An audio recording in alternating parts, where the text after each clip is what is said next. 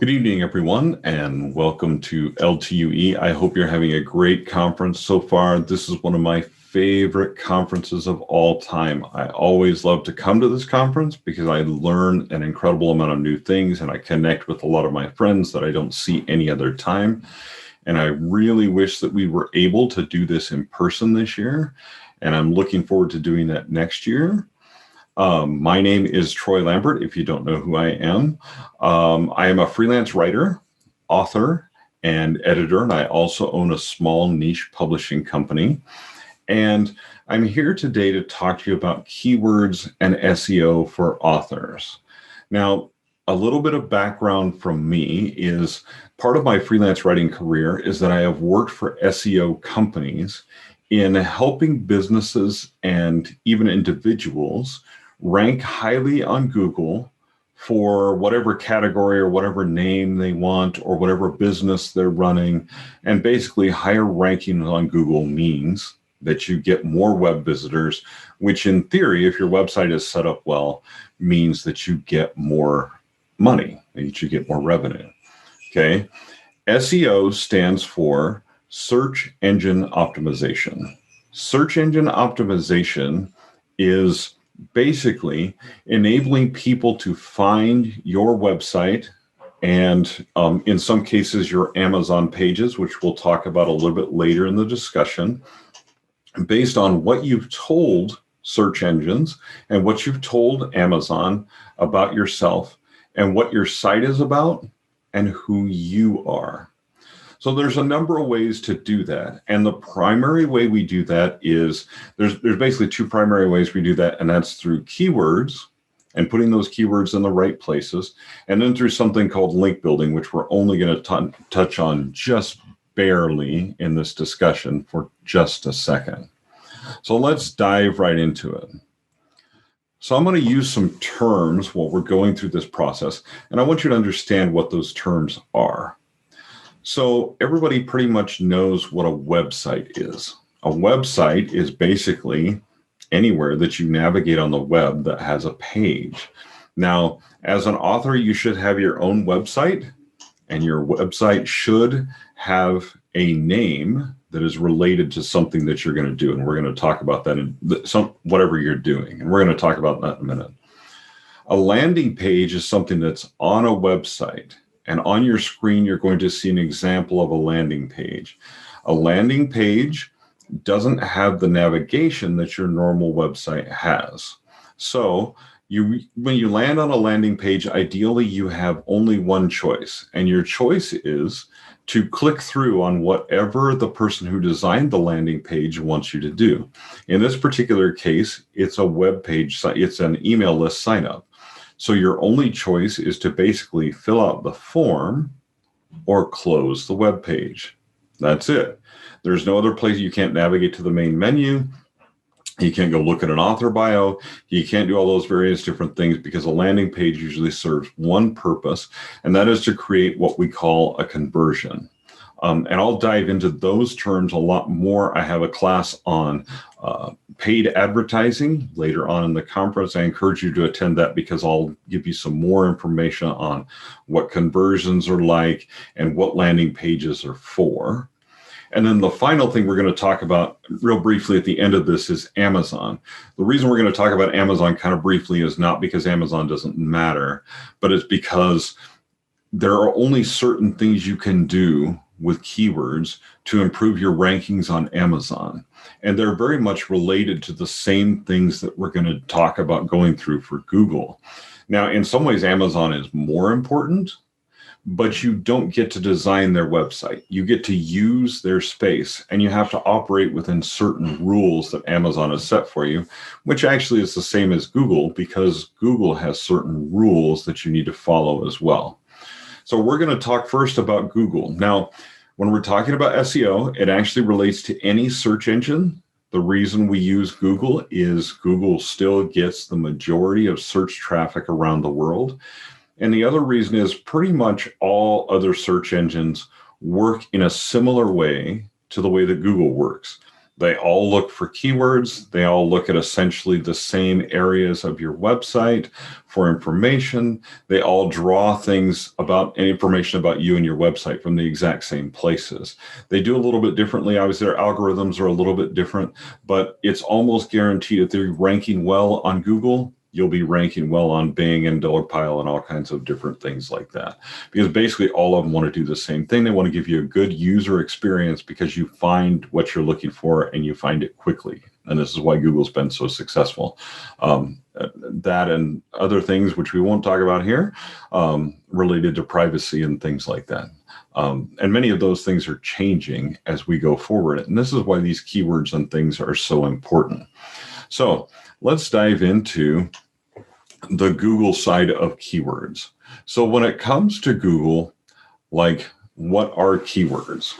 Well, keywords are any of the words that are anywhere on your website. This includes the keywords that are in the background, which are things like your metadata and descriptions and things like that we're going to talk about in a few minutes. And it includes, if you write a blog post, it includes all the words in that blog post, and especially those that are in headings. So when you read a blog post down a web page, you'll see that there are headings in there, various types of headings in there.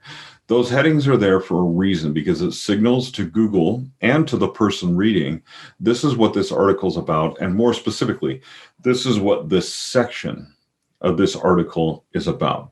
So that's what keywords are. They're any words that are on your page. This is why it is so important to put the right words in the right places. Now, the next question authors often ask is, when it comes to Google, what should I rank for? When it comes to search engine, what should I rank for? Because it's hard, right? You want to rank for author. Well, there's 4 million people out there trying to, rank for author. The good news is this: most of those people are not doing it in a big way professionally. So you actually will have less competition for that than what you think. But it is also a little harder to do because people don't necessarily search for just the word author on Google. They generally search for something very specific. So what do you want to rank for? Well, you want to rank for your name, number one.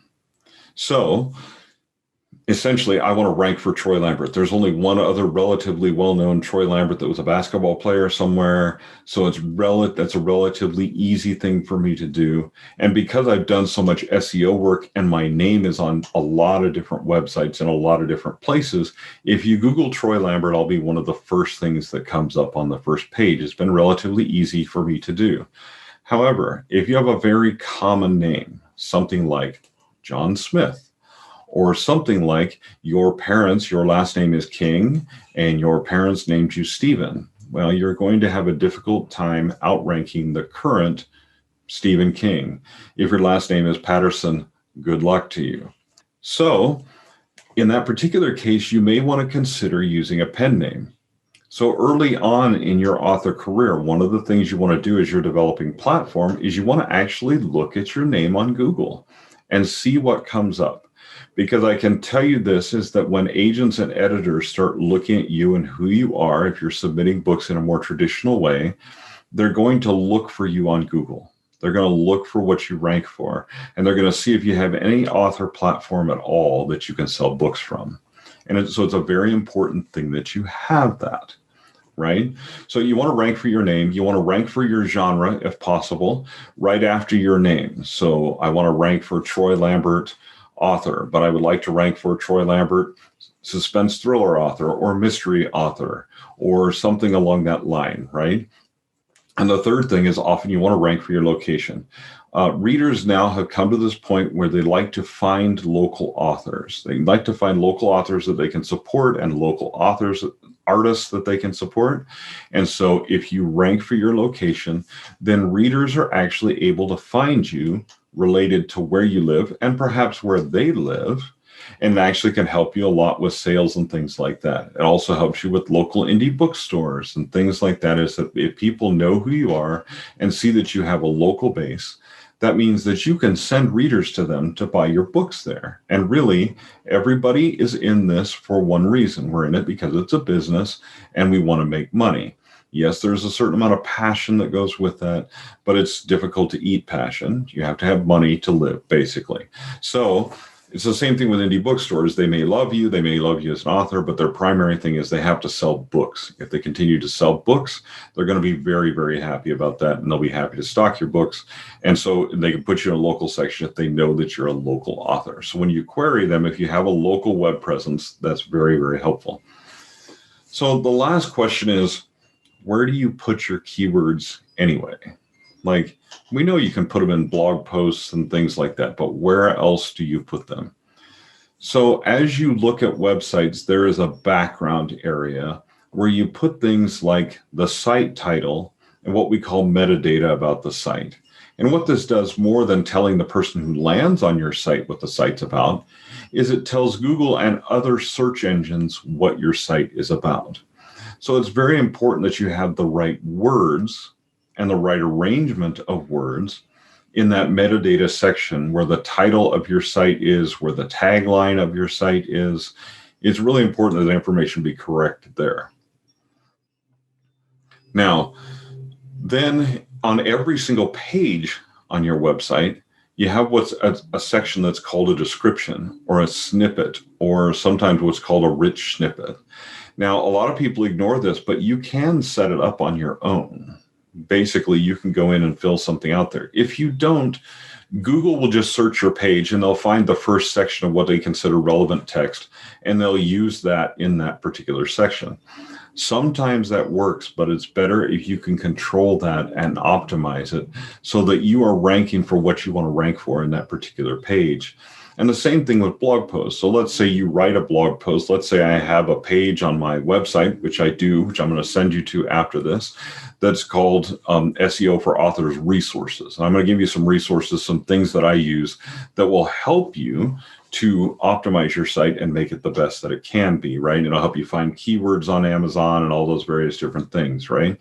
So I want to put something in the snippet for that page that tells you what that page is about, so that if someone's searching Google, they can go and find that page. So those are the places that you put keywords for the most part. Now, there are other things, some other technical things you can do that we're going to talk about in a few minutes, but those are the primary locations for those words. And then the actual language you use on the site. Again, the things that you put on your homepage that says, hey, this is who I am, this is what I do, this is what I write. Those things, that comes basically from that same thing. Put keywords in those places. Okay.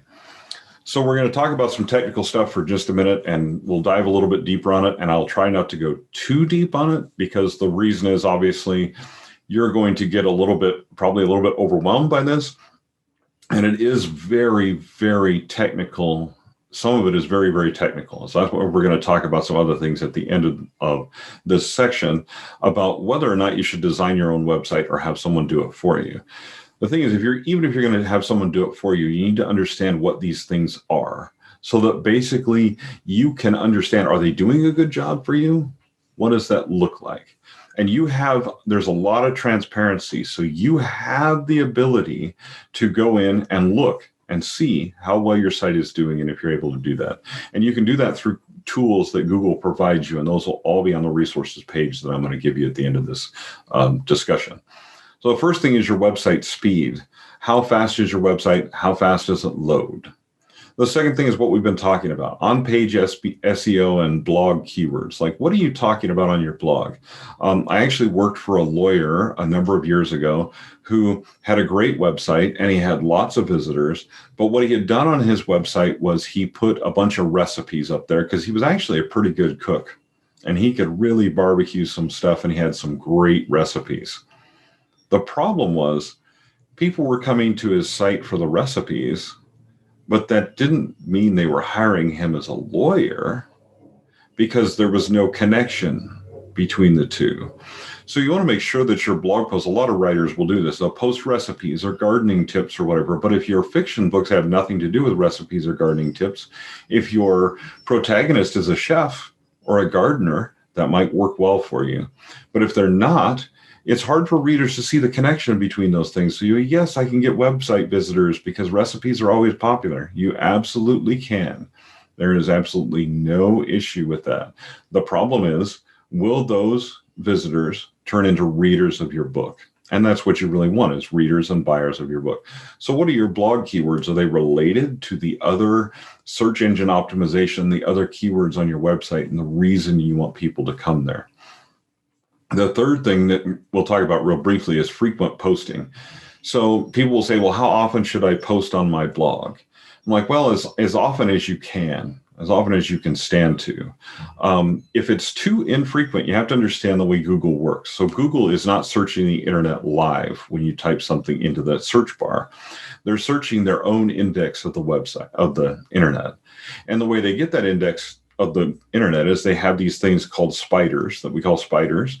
And if you're an arachnophobe, I'm terribly sorry, but that's what they're called. They go out along the web and they what we call crawl over different websites. They look at different websites and they see, what is this website about? And is there anything new here? If there's nothing new, when you initially put up your site, they come back like 7 days later and the spider looks again. If there's still nothing new, he comes back 14 days later and looks. And if there's still nothing new, then, and this eventually it'll figure out, oh, well, a month from when it started, now there's something that new that appeared on the site. So we need to crawl this site about every other month. So sites like the Washington Post or CNN, where they're posting several stories a day, Google is constantly crawling those sites, trying to find out what that latest post is, what that's about, and how it relates to people, and they put it right into the search algorithm, right?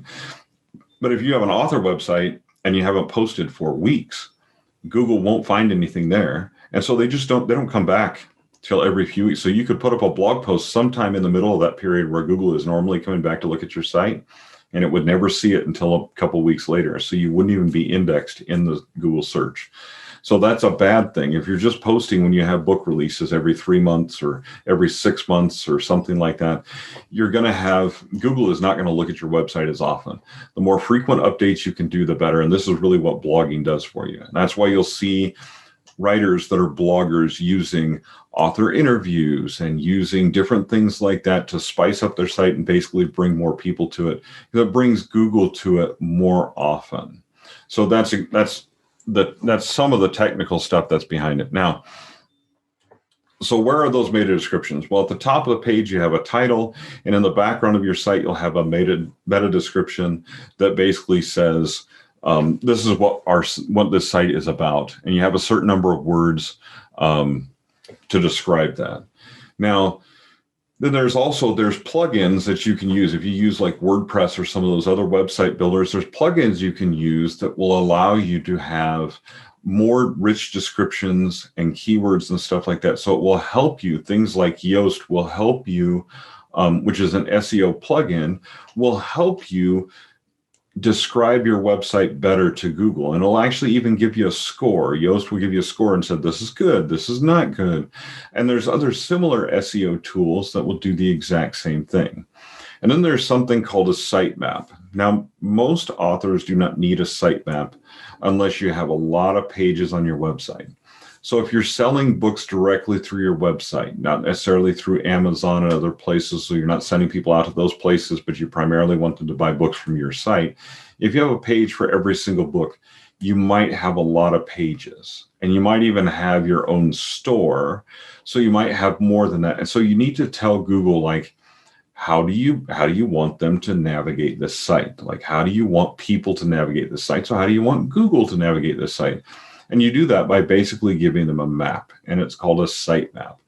Now, there's a lot of technical stuff that goes on with sitemaps, but most of the time authors can use one that's automatically created by your host or by WordPress or by a plugin or whatever, and it works absolutely fine.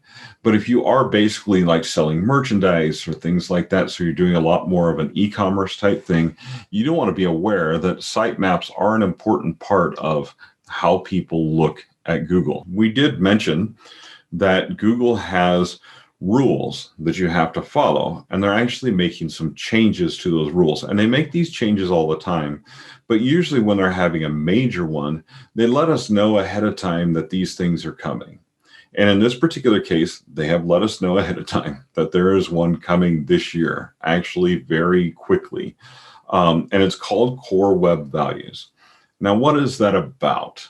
Okay, so Core Web Values is about two different things. First of all, it's about mobile first and mobile speed. More and more people are looking up websites on their phones and their tablets than they are sitting at computers.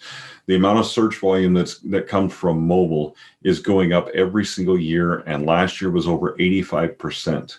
Even though people were at home with COVID and stuff like that, they still grabbed their phone first to search for something before getting on their laptop or their computer. So phone or tablet first. So Google has realized this. So they're ranking your site by how well it performs on mobile first. How fast does it load on mobile? Those type of things. Now, most of us know if you've logged into a website and it takes forever to load, you navigate away, right? Well, what's forever to load? The average for people is 3 to 4 seconds. So if your website doesn't load that fast on a mobile phone, Google is telling us that when Core Web Values takes place this spring, that they're actually going to penalize you for your website not loading fast enough. The other thing that comes with Core Web Values is Google is putting more things into what they call the EAT principle. The EAT principle has always been there, and it stands for expertise, authority, and trustworthiness. So for instance, if you are writing legal thrillers, so as a part of your blog, you're putting up certain amounts of legal advice. Well, you need to be a person who has a background in law, that Google can see this person is an expert, they have a certain amount of authority in this area, and their word on this particular topic can be trusted. Okay, so that's the EAT principle. Expertise, authority, and trustworthiness. You've got to meet those standards for Google to rank your website better.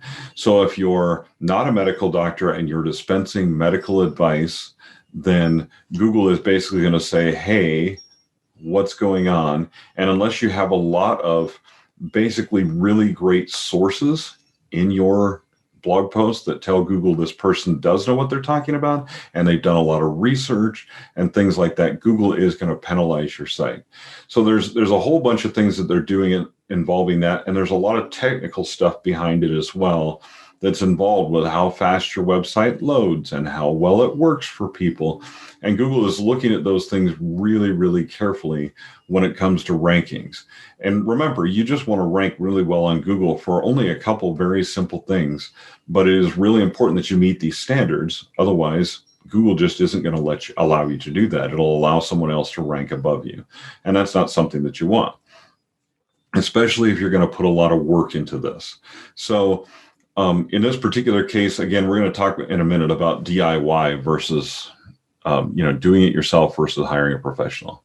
But we are going to talk really quickly about one more thing, and that's link building. So one of the things that Google looks at for your expertise and authority is how many links from other sites are pointing to your site, and then what links are you pointing to? What sites are you pointing to from your site when you quote a blog post? So for instance, if you wrote a blog post about, let's say, Easter Island, and you pointed to the Wikipedia article about it, Google isn't going to count that very well. Wikipedia doesn't count, even as great as Wikipedia is for finding information about things, it doesn't count as a very authoritative site. They want it closer to more of an original source. And I'll actually have a resource about that on my website, on the page that I'm going to send you to, that talks about original sources, what those are, what count, but reputable news sources, reputable things like National Geographic would be a much better thing to point to for Easter Island than the Wikipedia article about it. Okay, the other thing is, who is linking to you? So this is one of the reasons that you want to do blog tours when you have your books. The reason is very simply is that's going to get you a link on that person's website back to your website. And Google's going to say, okay, this website really is about writing because all these other websites think it's about writing. Or this website really is about thriller books because all these other websites feel like it's about thriller books. And the more high authority of those websites that you're on.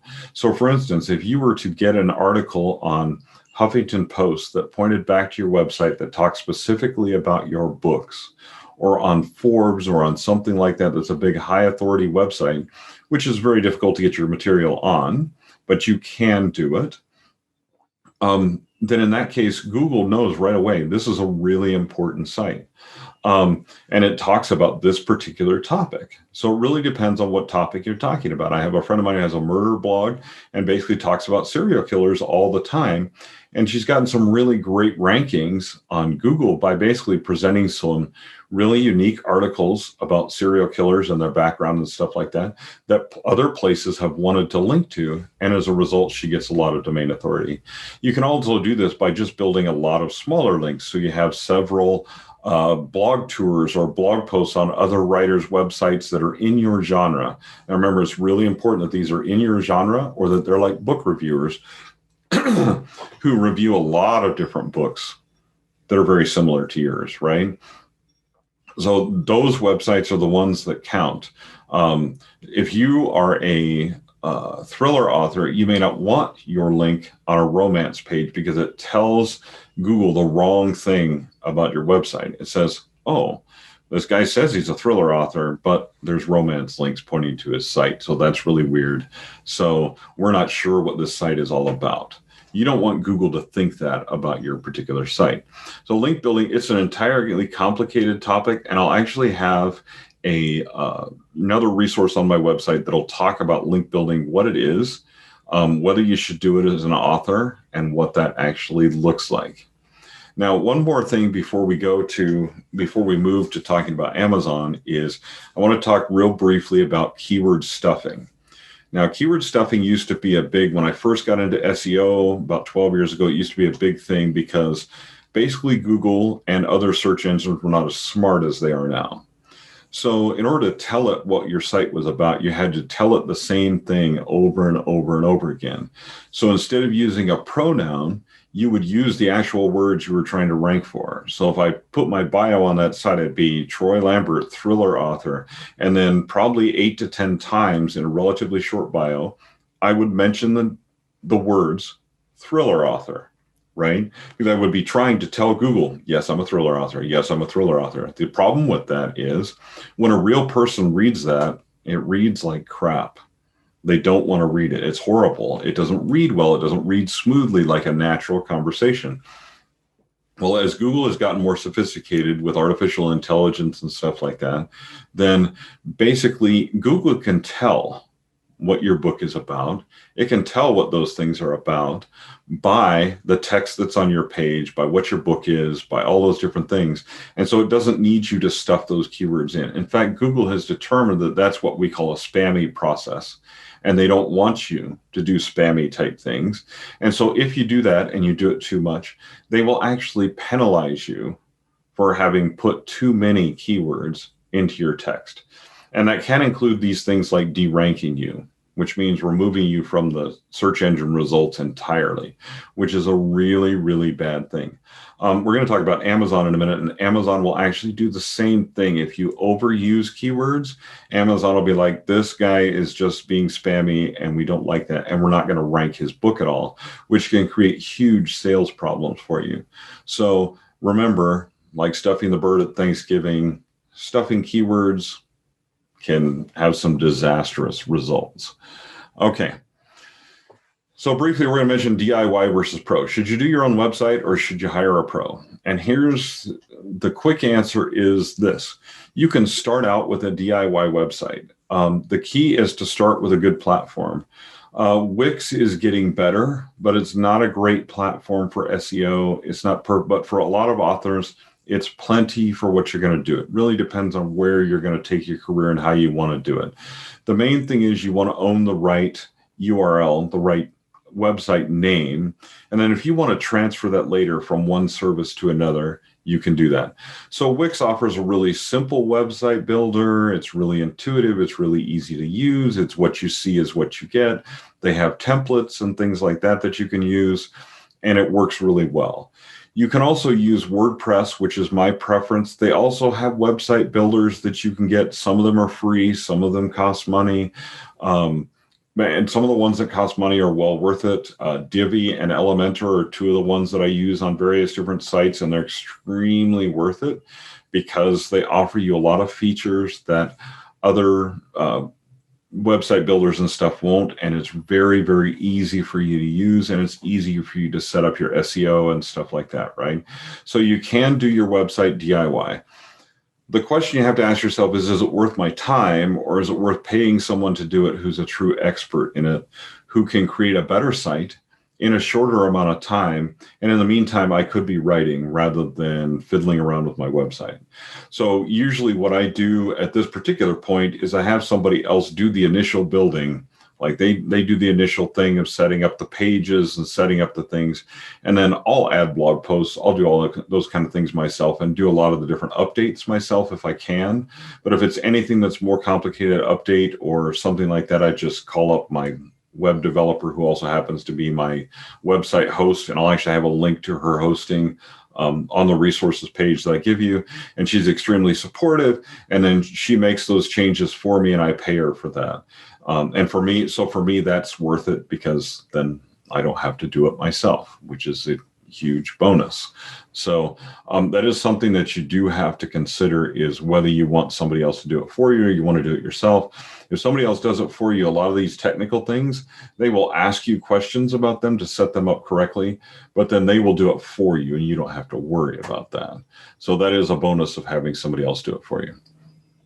Okay, briefly, we're going to talk about Amazon, and we're going to talk about Amazon keywords, and you're going to see some of the same terms that we talked about with Google. Okay, we're going to talk about metadata, we're talking about descriptions, but we're also going to talk about categories and advertising. And there's a couple different reasons that we're going to do that. Okay. First of all, metadata, if you are self-published, if you are not self-published, your publisher will do this for you, but you should still know about it because you can actually ask your publisher to make changes. So metadata is what you put in when you're uploading your book initially to KDP, okay? This includes your keywords. So as you're uploading your book, you'll see on your screen, there's a section that you'll see when you're uploading a book that's called keywords, okay? And there's 7 different slots where you can enter keywords. Well, you can enter way more than 7 keywords. You can enter a whole string of words in each of those sections. And there's certain character limits, and those change pretty frequently. I'll have some resources again on my website for you to look at. But go look at those things as they update on a regular basis, because if they update and they allow more characters, you can actually include some more keywords about your book. And that can be a huge help to basically, those keywords help Amazon determine what is this book about, and what categories are we going to put it in so that the right readers will find it. So those keywords are super important. I happen to use tools I'm going to talk about in just a minute about how to basically to help me find those keywords. So I don't have, you can do it on your own. It requires a lot of research, a lot of things on your own, but you can do it on your own. I just have to purchase the software that makes it really easy for me to do that. But you can go and do some research on Amazon for what people are searching for and what keywords other books seem to be using that are related to yours. And you can develop your own keyword strategy that way, or you can basically use various different tools like Publisher Rocket and Klytics, which I'll talk about in just a minute. Okay, also, there's an area where you can describe your book.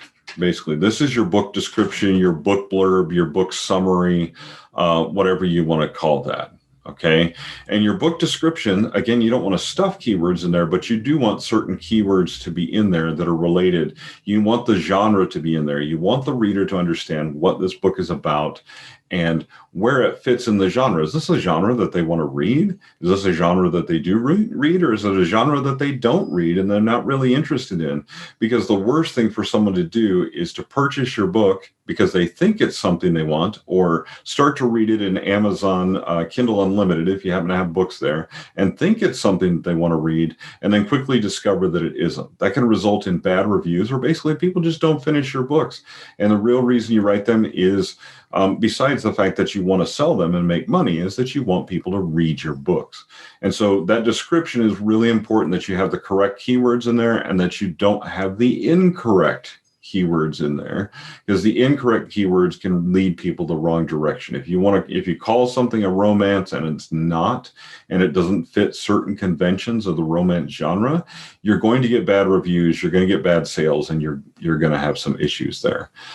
Same thing is true with categories. You'll get down to the category page and you'll see on this KDP page that you can add two different categories, a couple different categories here, right? Amazon did change its rules a few years back to where you can email them or reach out to their support, and you can add up to 10 categories for your book. Finding those categories, again, I use Publisher Rocket. You can also use Klytics, which is a very, very powerful tool for understanding categories and subcategories and what's selling in those things.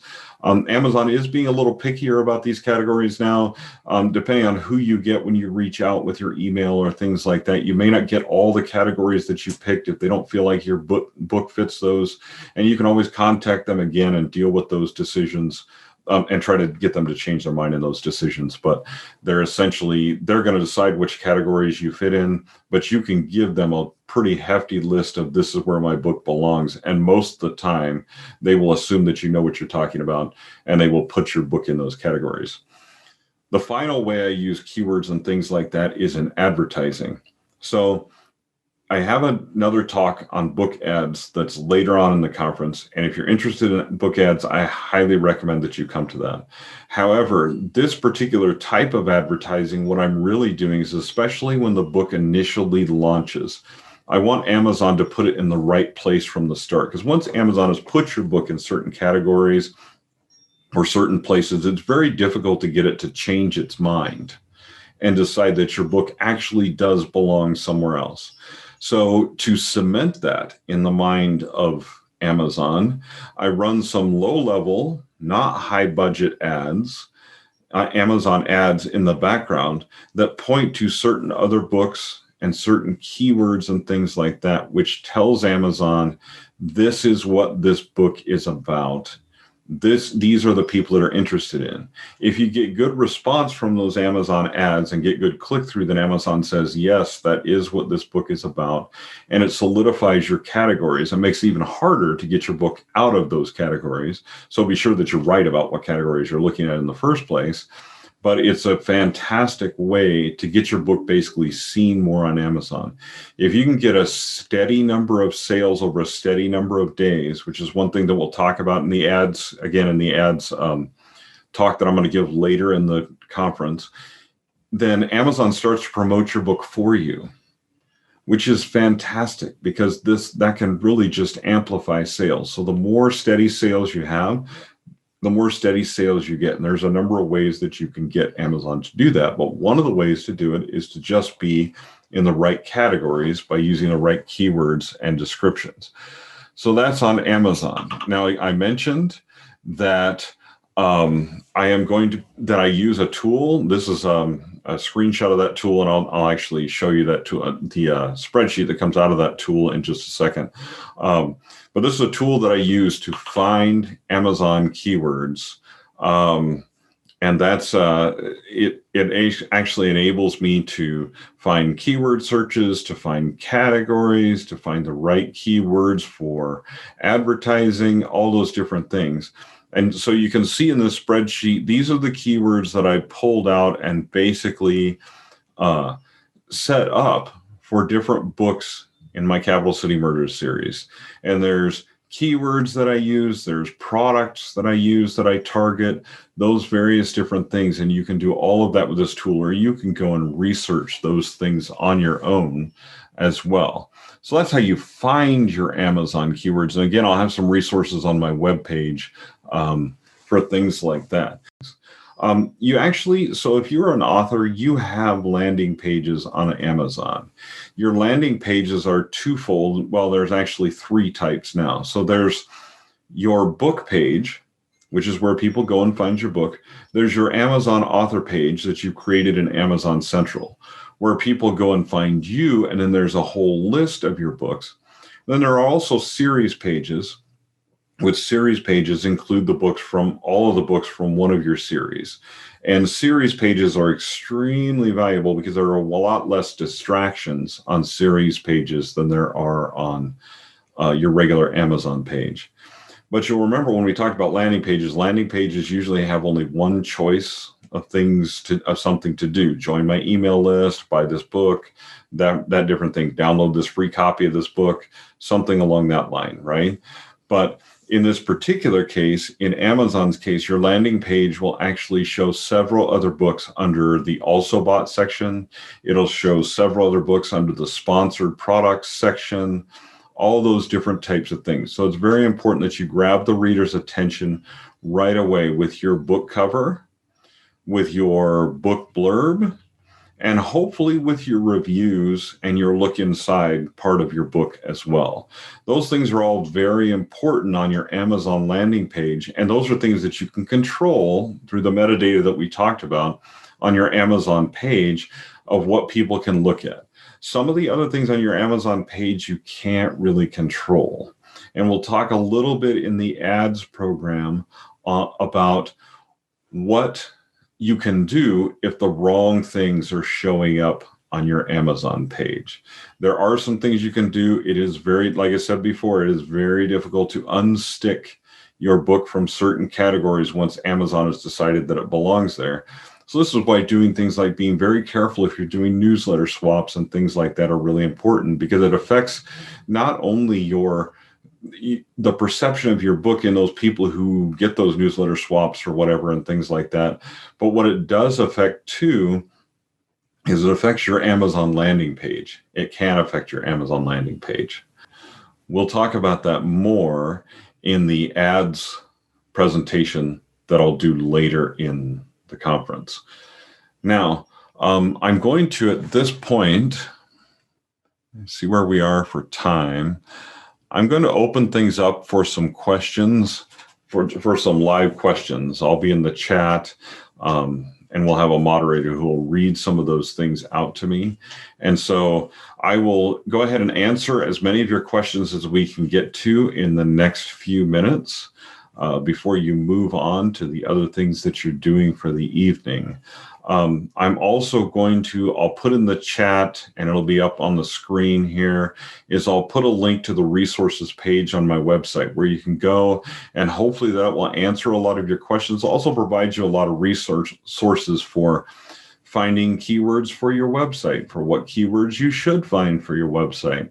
There is a ton of information out there about what authors should do with their websites and what authors should do with various different things. So go out there, check out that resources page. Be careful on Google, but there are a lot of resources out there for you. And always, if you have questions, even after this presentation and the Q&A time is over, always you can reach out to me with questions if you have them. Thanks for your time. Thanks for tuning in, and I'll see you later in the conference.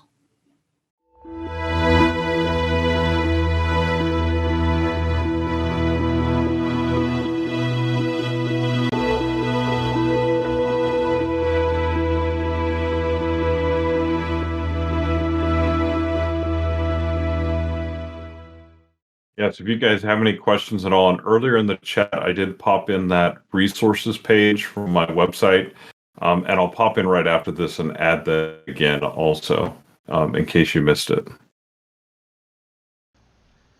Okay, I'm seeing one question here. What is a reasonable amount to expect to pay for someone to work on your website? It depends on what stage you're in and how fancy you want it to be. There's a lot of people that'll do, a 4 or 5 page, really simple website for around $1,000. If you want just a 1-page website or a 2-page website, it's much easier than that. If you already have a website, you want somebody to redesign it. It really just varies a lot. It all depends on how much time they spend on your website. So it's good to get an estimate from somebody local who's reputable. I have a couple resources that my web host actually does mine for me. So, and she's very reasonable. They're actually two very different, you get different things from each one. So I use both. Klytics has a deeper analysis of a lot of the categories and stuff. But for finding keywords really quickly for your Amazon keywords and Amazon marketing keywords, which is something I'll talk about at another presentation on Saturday, I believe. It's much faster for finding those specific keywords that you're looking for. If you're looking deep into categories, Klytics is a better product for that, but they actually do two very different things. So if you looked at them side by side, they're just very different. They just have different applications. So awesome. Thank you. Sam Duck says, please clarify where we access your resource packet. okay, I will drop that link into the chat, into the attendee chat again, but it's basically on my website, and it is under, let me see if I can find it really quick here. It's basically TroyLambertWrites.com /SEO for authors resources. And that link should be higher up in the attendee chat, but I'll post it in there again here as soon as we're done here. Okay, yeah, if anybody else has any questions, and I'll drop a link in the participant chat. Myself, Dave Butler, and a couple of other guys that are here at the conference are doing a book giveaway, so I'll post the link in the participant chat for this room too after this, and you guys are welcome to go enter that giveaway if you want to win some books. So on Saturday, so I have a bunch of talks, actually a bunch of panels and talks, but I actually talk about marketing. I believe it is Saturday at 4 p.m. in this same room, actually. I talk about paid advertisements, Book Booster or Budget Buster. And that's Saturday at 4. And we'll go much more in depth about advertising. Actually, for that one, it's a long enough presentation that we really won't even have time for questions. But I'll pop into another room or something afterwards where you guys can come and talk to me specifically about marketing, because it'll probably raise as many questions as it answers. Okay. And we got Salsa de Tomate says, thank you for this presentation. Any advice for someone who built their own site from the ground up using Angular because I was trying to learn it? Actually, my only advice would just be the same advice. Is just make sure that you have your keywords in the right places and that you're optimized for Google search as much as possible. Google search is likely going to become more important to book authors going forward than it is right now. So I just recommend you keep an eye on that, but also that you just have your site prepared for those things.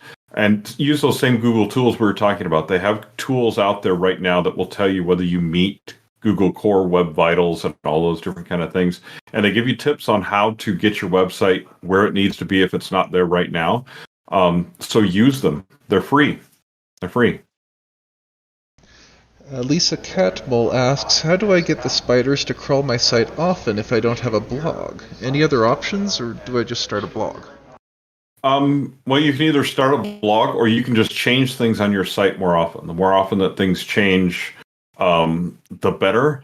But no, the spiders will not. And the thing is, if your site doesn't change, they don't really need to. What's indexed in Google is what's indexed in Google. So if you're not making changes on your pages, the only thing that affects is basically your rankings for those particular keywords. Google likes to see the latest, most relevant information. So you'll notice that there was one time I have a news website as well that I own, and I actually beat Forbes on Google once for about 4 hours because I got a story ahead of Forbes. It didn't last, but you can do that if you have the right keywords, if yours is the first. So being first matters. So the more relevant information you have, the more often you change things on your site and post new things on your site, the higher you're going to be in Google rankings is what it comes down to. So the spiders you can't do anything to force them to crawl your site. Awesome. Well, thank you. I think that's time. So thank you very much, Troy, and thank you to all those who are watching. We've got the keynote coming up next hour in the Douglas Adams room, and we'll be looking forward to seeing you there. All right. Thank you very much, everyone. We'll see you around the conference. I'm in all kinds of panels and things like that. And I'll drop a couple links in the chat, in the user chat here in just a second, so you guys will have those resources.